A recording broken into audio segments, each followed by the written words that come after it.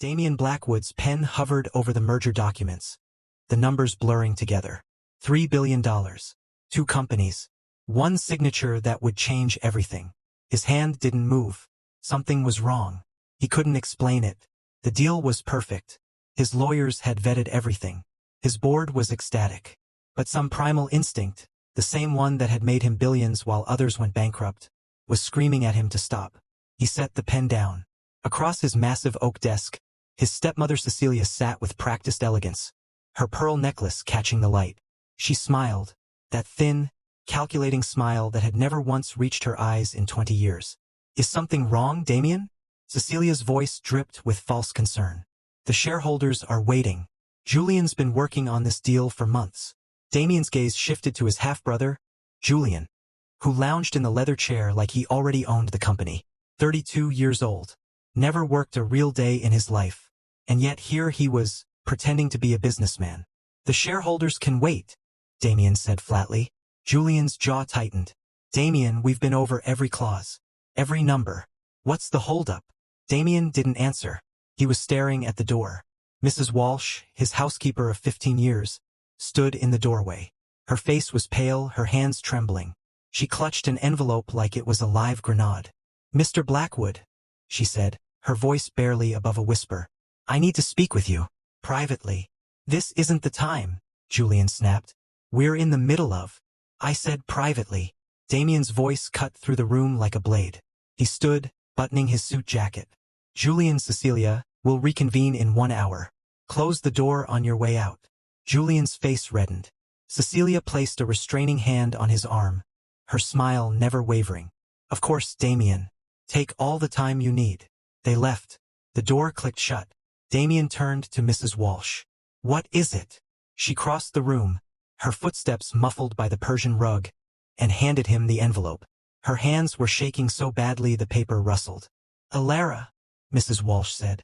"She left this morning, before sunrise. She didn't say goodbye. She just disappeared." Damien frowned. Elara, the maid, the quiet one who moved through his house like a ghost. He'd barely noticed her in 2 years. Dark hair, warm skin, eyes that always looked down when he entered a room. "She quit?" Damien asked, unimpressed. "Fine. Hire a replacement. Read the letter, Mr. Blackwood. Please." He opened the envelope, pulled out a single sheet of paper. The handwriting was neat, careful, like the writer had been terrified of making a mistake. "Mr. Blackwood, I'm pregnant. I don't expect anything from you. I'm resigning effective immediately. I'll find another job and raise the baby alone. I'm sorry for any trouble this causes. Please don't try to contact me. E. Santos." The words didn't register at first. They just sat there, black ink on white paper, refusing to make sense. Pregnant. The maid. His maid. The one who cleaned his house, made his bed, and apparently, according to this letter, carried his child. Damien's blood turned to ice. "This is a joke," he said. "Someone's playing a joke." Mrs. Walsh shook her head. "Elara's not the joking type, sir. You know that." He did know that.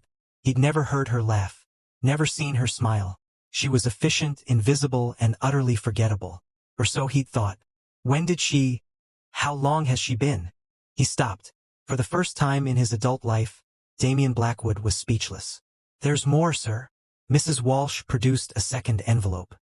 "She left this too." Damien opened it. A sonogram. Black and white. A tiny shape, barely visible but unmistakable. A human life, growing inside a woman he'd barely spoken to in 2 years. His hands started shaking. "How?" he demanded. "When? I've never— I would remember if I'd— 3 months ago," Mrs. Walsh said quietly. "The company party. You weren't yourself that night, sir. You'd been drinking. Someone had to help you to a room. Elara was the one who found you. She stayed with you to make sure you were safe." Damien's mind raced. The party. He remembered fragments. Lights. Music. Julian's smirking face. Then nothing. A void. "What happened that night?" he whispered. "I don't know, sir. But Elara left a few hours later. She was crying. She wouldn't tell me why. She just packed her things and left." The room tilted. Damien gripped the edge of his desk, knuckles white. "Pregnant. The maid. His child. How do I know it's mine?" The words came out harsher than intended. How do I know she wasn't with someone else? Mrs. Walsh's expression flickered with something that might have been disgust. Elara isn't like that, sir. She's a good girl. A decent girl. She wouldn't lie about something like this. People lie about money all the time. She didn't ask for money. She didn't ask for anything. She just left. Because she didn't want to be a burden. Because she knew you'd react exactly like this. Damien opened his mouth to argue, but the words died in his throat. A burden. That's how Elara had seen herself. That's how she'd known he would see her. And she'd been right. What would you do if you received a letter like this? Drop a comment below. Backhand index pointing down, and if you're enjoying the story, hit that like button and subscribe to the Afro-K Tales for more. Damien didn't sleep that night. He lay in his king-sized bed, staring at the ceiling, replaying every interaction he'd ever had with Elara Santos. They were few, brief, unremarkable. He remembered her bringing him coffee once, her hands steady despite his cold demeanor. "Black, no sugar," she'd said, setting the cup down. "I remember." He'd barely looked up. "Thank you." Another time, he'd found her in the library, dusting the bookshelves. She'd been humming, a soft, sad melody he didn't recognize. When she'd seen him, she'd stopped immediately. "Sorry, sir. I didn't realize you were home." "It's fine," he'd said. "Continue." He'd left without another word. A third memory surfaced.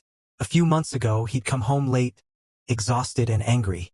He'd found Elara in the kitchen, crying. She'd quickly wiped her face when she saw him. "Are you all right?" he'd asked, more out of obligation than concern. "Fine, sir. Just a personal matter." "It's nothing." He'd nodded and walked away. He hadn't asked what was wrong. He hadn't cared. Now he couldn't stop thinking about her tears. The next morning, Damien summoned Detective Rose Parker to his office. Rose was a no-nonsense woman in her 40s, built like she'd spent years on the force and now used her PI license to make better money.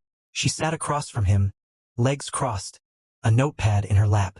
"A maid," Rose said, her voice flat. "You want me to find a maid?" "A pregnant maid," Damien corrected. "Who claims I'm the father." Rose raised an eyebrow. "And are you?" "I don't remember." The admission tasted like ash. "There was a party. I wasn't myself." "Drugged?" "Possibly." Rose's expression sharpened. "You think someone set you up?" "I think I need answers." Elara Santos disappeared. "I want her found.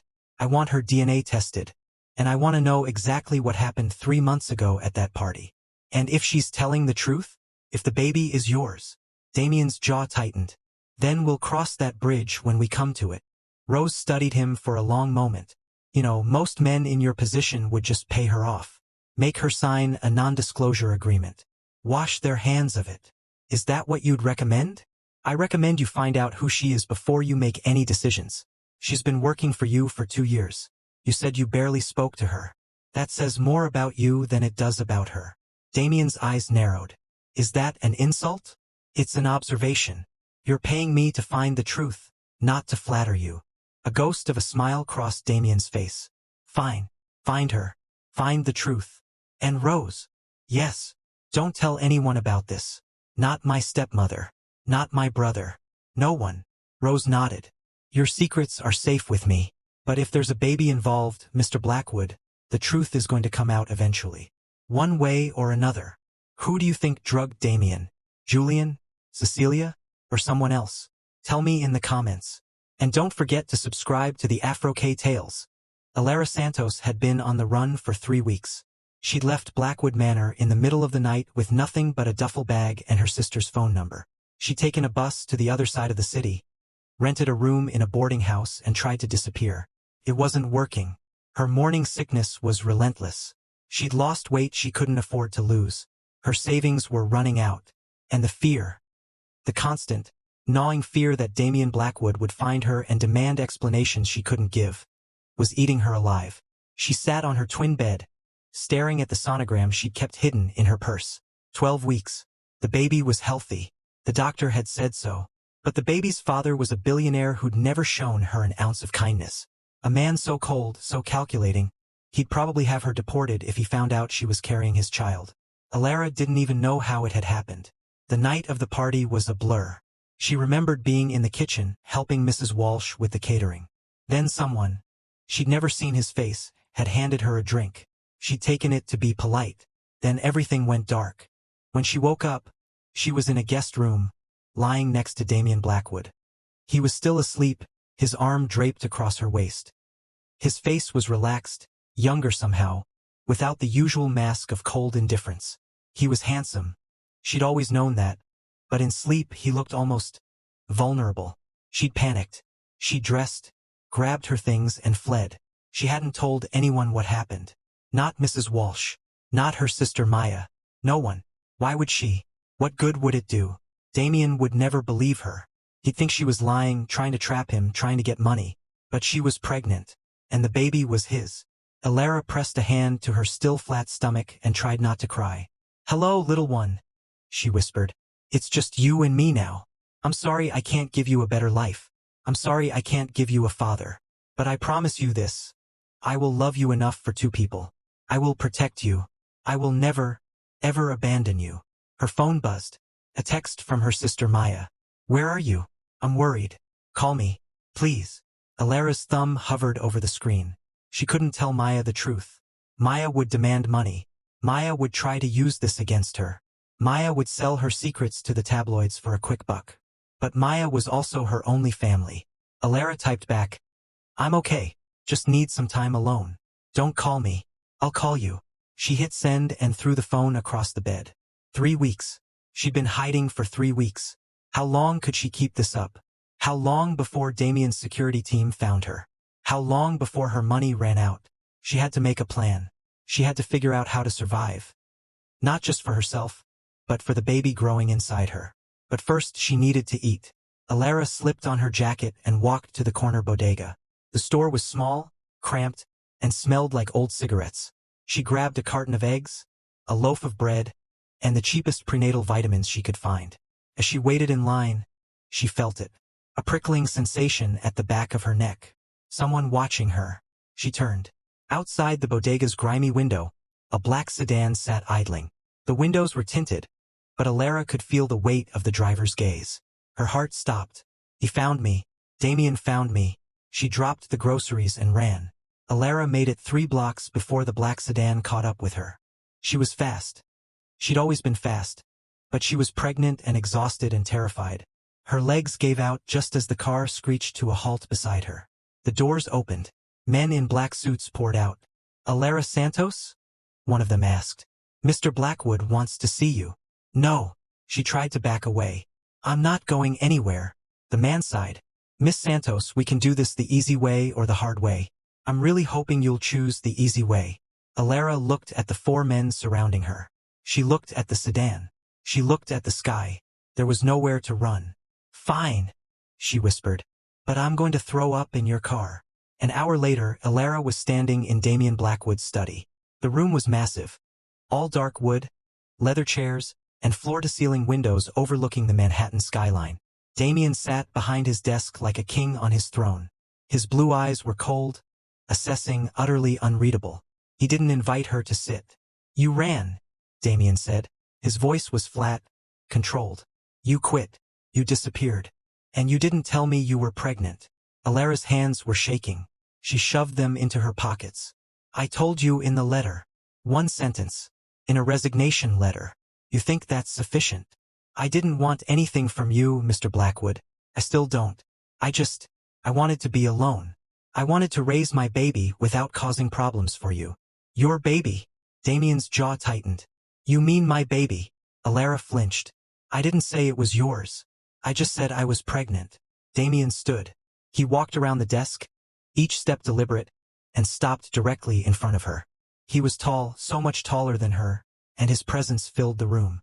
"Let me make this clear," he said, his voice dangerously soft. "I don't remember what happened that night. I don't remember being with you, but I have no reason to believe you're lying. And if there's a chance you're carrying my child, I need to know." "Need to know for what?" Elara asked, her voice shaking. "So you can take my baby away? So you can pay me off and pretend I don't exist?" Damien's expression flickered. Something that might have been surprise. "Is that what you think I'll do? Isn't it what you usually do? You solve problems with money. You don't care about people. You care about control. And I'm not going to let you control me or my baby." For a long moment, Damien just stared at her. Then, unexpectedly, he laughed. It wasn't a cruel laugh. It was surprised, almost disbelieving. Like he'd never heard anyone speak to him that way before.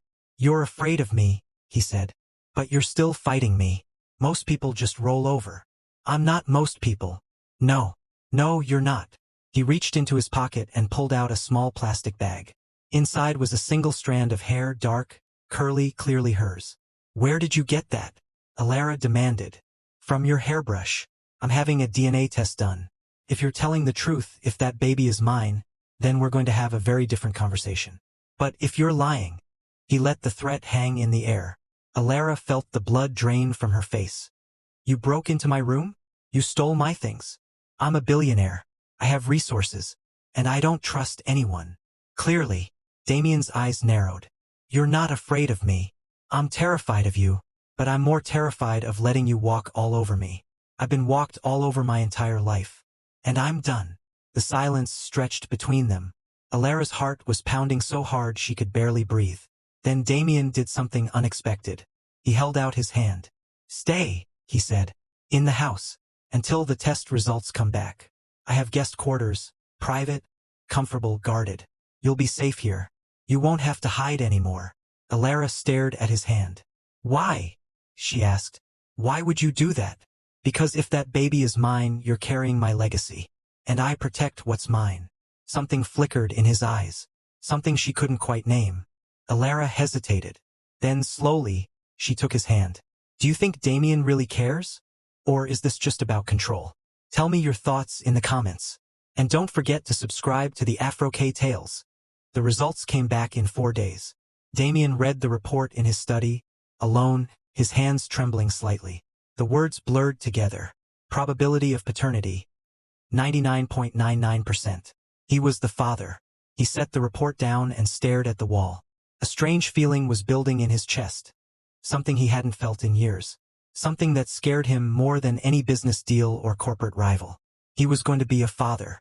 He had a child growing inside a woman he barely knew. A woman who'd been cleaning his house for 2 years, moving through his life like a ghost. And he'd never once bothered to see her. What kind of man did that make him? The kind who'd been betrayed one too many times. The kind who'd built walls so high, so impenetrable, that he'd forgotten what it felt like to connect with another human being. But Elara had broken through. Not with charm or manipulation. Just by being herself. Quiet, dignified, terrified but unbroken. Damien walked to the guest quarters and knocked on the door. Elara opened it. She looked tired, pale, but her eyes were alert, defensive. "The results are back," Damien said. "You're telling the truth. The baby is mine." Elara's face went white, then red, then white again. "I told you," she whispered. "I told you I wasn't lying." "I know. And I believe you." Damien stepped into the room. He was closer to her than he'd ever been. Close enough to see the dark circles under her eyes, the slight swell of her belly, the way her hands trembled at her sides. "I don't remember what happened that night," he said quietly. "But I believe you when you say you didn't plan this. And I'm sorry I made you feel like you had to hide." Elara blinked. "You're apologizing?" "I'm trying. I'm not very good at it." A ghost of a smile crossed her face. "You're terrible at it." "Probably." He reached out, slowly, and touched her arm. "But I want to get better. For you. For the baby." Elara's breath caught. "What are you saying?" "I'm saying I don't know how to be a father. I'm saying I don't know how to be a partner. But I want to try. If you'll let me." Elara searched his face, looking for deception, looking for lies. She found only exhaustion, and something that looked like hope. "Okay," she whispered. "Okay, we can try." For the first time in 3 weeks, Elara felt something other than fear. She felt the beginning of something. Fragile, uncertain, but real. 2 weeks later, Julian Blackwood walked into Damien's office with a triumphant smirk on his face. "The tabloids are having a field day," Julian announced, tossing a newspaper onto Damien's desk. "Billionaire daddy drama. CEO knocks up hired help. You're a walking scandal, brother." Damien didn't look up from his computer. "I don't care what the tabloids say. You should. This is exactly what the shareholders were afraid of. An illegitimate heir. Paternity scandal. It's going to tank the stock price. The stock price is up 3% this quarter. Try again." Julian's smirk faltered. The board is worried, Damien. People are asking questions. About your character. About your judgment. About whether you're fit to lead. Damien finally looked up. His eyes were cold, dangerous. Let them ask. I have nothing to hide. Julian laughed. You have a secret love child with a maid and you have nothing to hide?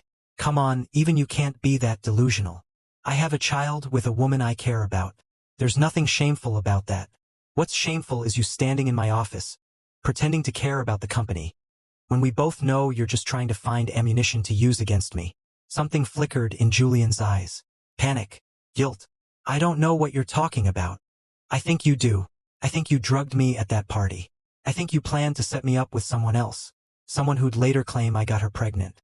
I think you wanted to destroy my reputation and take control of the company. Julian's face went pale. That's insane. I never. Save it. Damien stood, buttoning his jacket. I had you investigated, Julian. I have evidence. The drugs. The arrangement with the escort you hired. Everything. Julian backed away. You can't prove anything. Actually, I can. But I'm not going to expose you. Not yet. Then what are you going to do? Damien smiled, a cold, predatory smile. I'm going to let you walk out of this office. I'm going to let you go home to Cecilia. And I'm going to let you both wonder when the hammer is going to drop. Because that's what you deserve. Not a quick death. A slow, agonizing one. Julian's face twisted with rage. You think you're better than me? You think you're better than the rest of us? You're a hypocrite. You're a control freak. And one day, everyone will see you for what you really are. Maybe. But until then, I'll be watching you. Every move you make. Every word you say. Don't test me, Julian. Julian stormed out. Damien watched him go, his expression unreadable. Then he called Detective Rose Parker. It's time to bring them down. All of them. Cecilia, Julian, everyone involved. I want it done cleanly, quietly, but I want it done. Rose's voice was steady. Consider it done. Damien hung up and turned to the window. He'd won this battle. But the war was far from over. Who do you think is the real mastermind, Julian or Cecilia? Tell me in the comments. And don't forget to subscribe to the Afro-K Tales. Elara found Damien in his study late that night, staring out the window at the city lights. You look like you've just killed someone, she said softly. Close. I've just destroyed my family. Elara walked to his side, her hand instinctively pressing against her belly. Julian and Cecilia. They've been working against me for years. They tried to destroy me. And now. He stopped. I don't know how to feel. I thought I'd feel triumphant. But I just feel empty. You're not empty. Elara reached out and took his hand. You're grieving. For the family you never had. For the brothers who betrayed you. That's okay. Damien looked at her. Really looked at her. And saw something he'd never seen before. Acceptance. You don't hate me, he said. Why don't you hate me? Because you're not the monster you think you are. You're just a man who's been hurt. Who's afraid of being hurt again. That doesn't make you evil. It makes you human. Damien's eyes glistened. He blinked rapidly. I don't know how to be a good father, he admitted. I don't know how to be a good partner. I've been alone so long. I forgot what it felt like to need someone. Elara squeezed his hand. You don't have to know everything. You just have to try. Will you help me? Always. He pulled her into his arms and held her. She felt the baby move slightly in her belly, as if responding to the moment. For the first time in his life, Damien Blackwood felt something he'd never expected. He felt peace. The story broke 3 days later. Blackwood billionaire impregnates Maid. Family secrets revealed. Damien stared at the headline on his phone. His hand tightened around the device. Julian had leaked everything. The pregnancy, the paternity test, the drugging. All of it twisted to make Damien look like a predator. His phone started ringing. Business associates, shareholders, journalists. He ignored them all. Elara appeared in the doorway, her face pale. I saw the news. I'm sorry. I should have protected you from this. You can't protect me from everything, Damien. But you can stand with me. I will. He crossed to her, taking her hands. I promise you I will. But I need to ask you something first. She looked at him, nervous. What? Will you marry me? Elara's mouth dropped open. What? The baby is coming. Our child deserves a family. A real family with both parents. And I don't want to lose you. I don't want to miss out on what we could have. So yes, I'm asking you to marry me. Elara laughed. A surprised, disbelieving laugh. You're insane. That's not a no. It's not a yes either. Damien smiled, his first real smile in months. Take your time. But I'm not going anywhere. Julian and Cecilia were arrested the next week. The evidence was overwhelming. The drugs, the escort, the conspiracy to blackmail, Cecilia's role in orchestrating everything. Julian faced years in prison. Cecilia faced the same. Damien stood in the courtroom, watching his family crumble. He should have felt victorious. Instead, he felt hollow. Elara appeared beside him, her hand in his. It's over, she whispered. You survived.